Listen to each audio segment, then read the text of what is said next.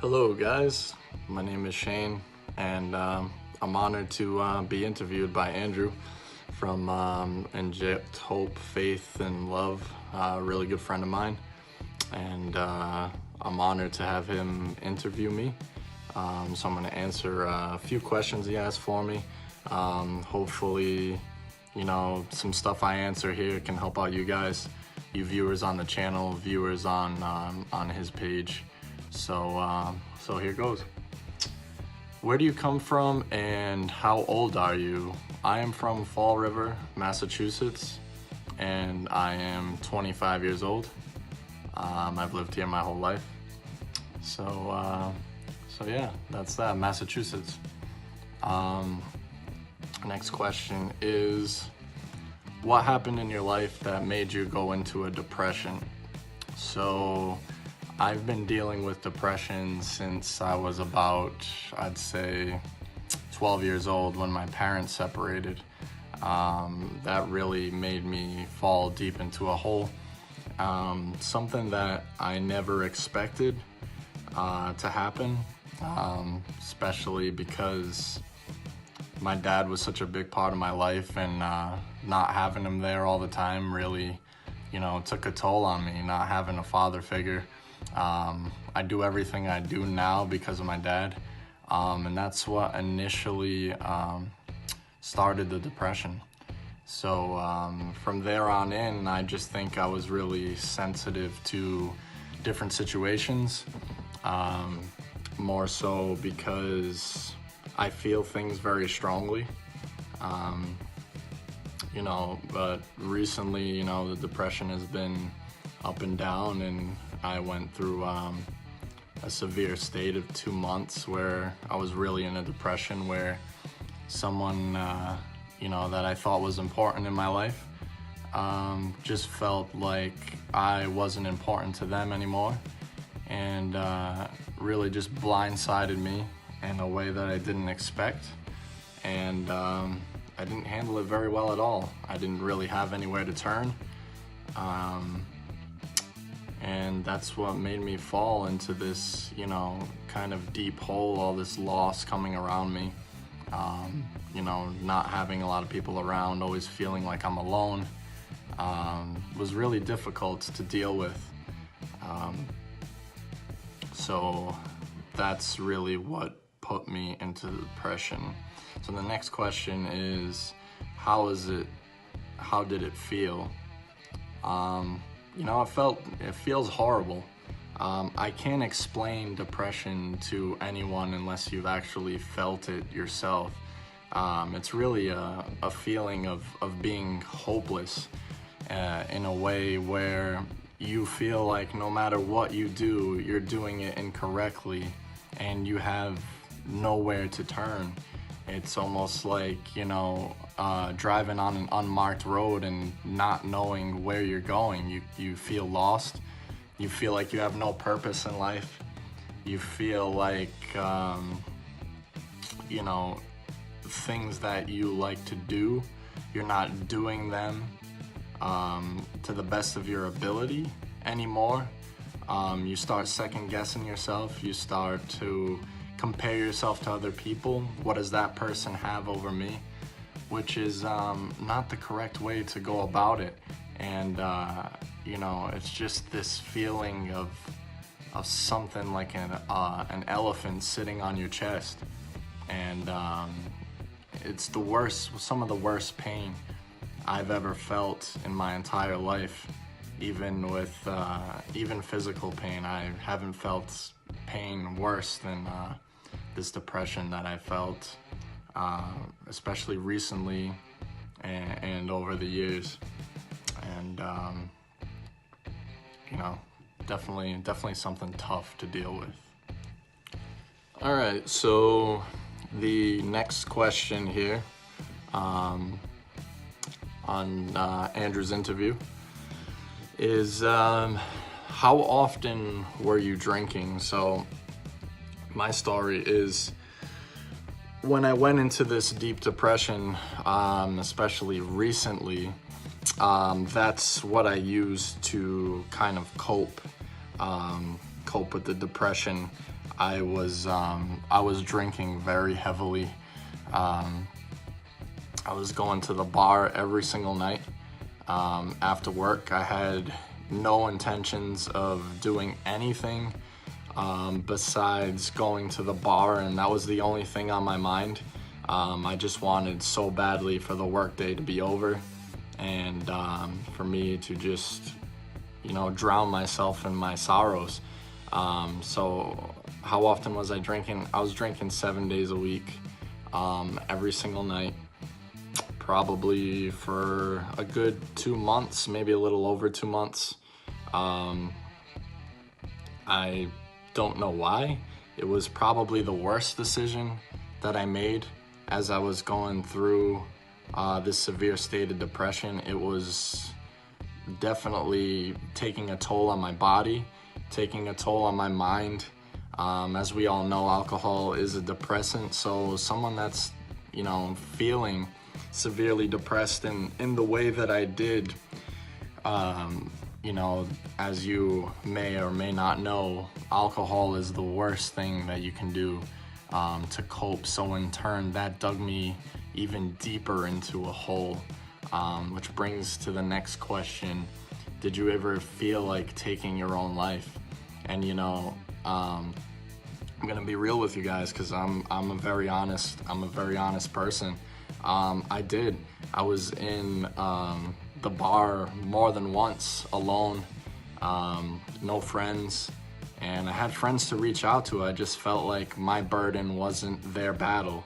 I felt like this was my battle to deal with on my own. But, for all the viewers out there and anybody watching this, please reach out for help. Reach out to your friends. Reach out to your family. Seek help.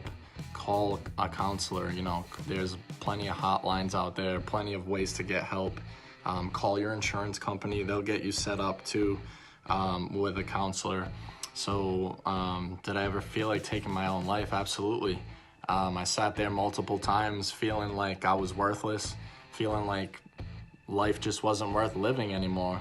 And it wasn't necessarily me just being like I was gonna kill myself. It was just one of those feelings where I didn't want to wake up the next day to suffer through another day of despair, another day of this vicious cycle where I was addicted to alcohol and I couldn't break the cycle.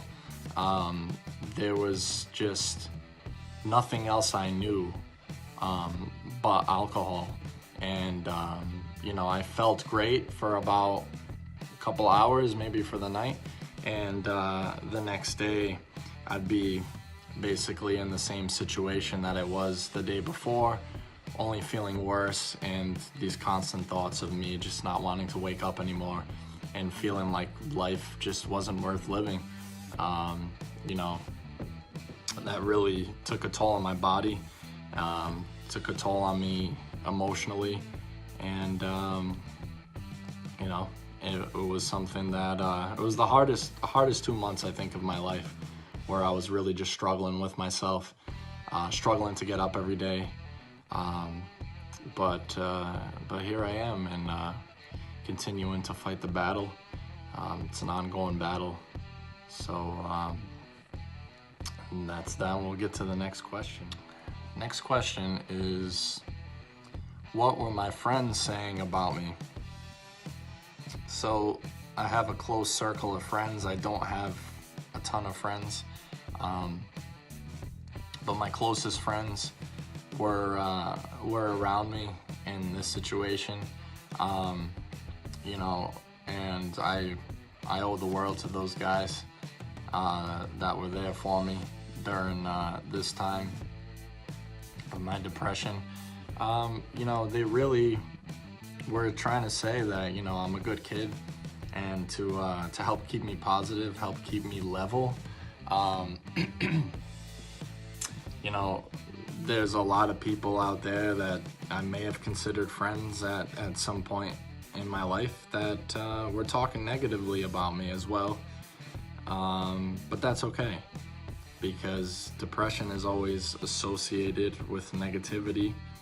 But it shouldn't be that way. If you have friends around you that truly care about you, they're gonna wanna help you. They're gonna wanna be around you. They're gonna wanna hang out with you, get your mind off things.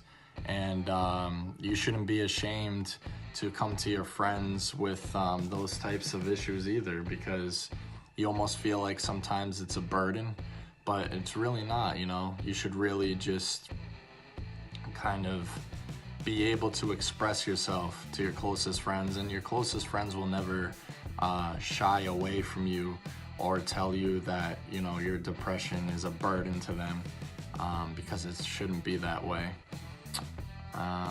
Did my friends try to help me? Yes, so I just mentioned that in the last question, where you know, trying to get my mind off things, taking rides, getting coffee in the morning. Big shout out to my friend Josh, who was there for me basically anytime I needed him. You know, big shout out to my other close friends. I'm not gonna mention all these names, but big shout out to those people who were there for me and didn't shy me away, didn't call me names like other people did, where I was just in a really bad spot. So kudos to those of you that helped me through those really despair times and holes and just stuff that I had to get through. How are you feeling now? I'm feeling much better now. You know, it's an ongoing battle. It's not something that I'm gonna sit here and say was cured overnight. It was a long road to recovery, to being able to put down the bottle completely. You know, seeing Andrew's video, I went sober for a good month, and now I'm able to control myself to the point where I drink socially, but not overdoing it and not letting my emotions get the best of me, where I want to continue drinking or continue drinking excessively, where I'm in another hole like I was before, and I don't wish that upon anyone, what I was feeling there. So that's really how I'm feeling now. I'm feeling much better. Still not 100%, but every day's a battle, and I'm willing to fight it every day, put my feet on the ground and put my head down and do what I have to do to get better, back to 100%. But I'm fighting day by day, trying to stay positive and doing me and doing what I really love. Any advice you would like to give to upcoming generations? So younger kids, I think, will be really tough because social media is such a big thing now. My advice would be to not get sucked into social media. Social media is a place where you can very quickly become mentally ill, depending on who you're associated with, depending on what you're seeing on there.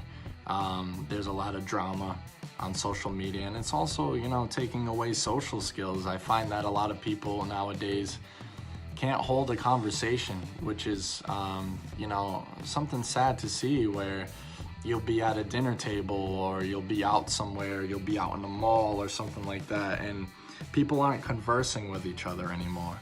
People are literally addicted to their phones. So my biggest advice to the young generation coming up is don't stay on social media. Do things, go outside, play sports, keep your mind occupied, get into music, learn an instrument, do something positive, and not be so intertwined with what's going on social media.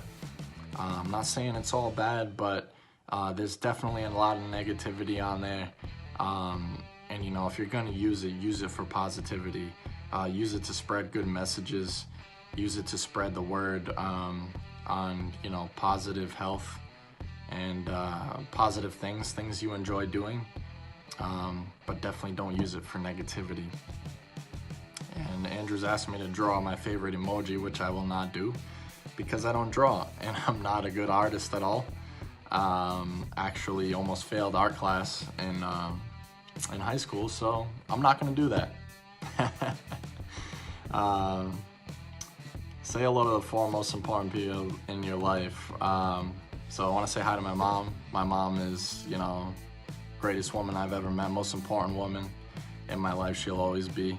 I love my mom, so hi, Mom. Robbie, my stepdad, who's done so much for me. I can never thank you enough for what you've done, for me in my life and being there for me as well. My dad over in England, I want to say what's up to you, man. I love you. Hope to get out there as often as possible. And my brother as well.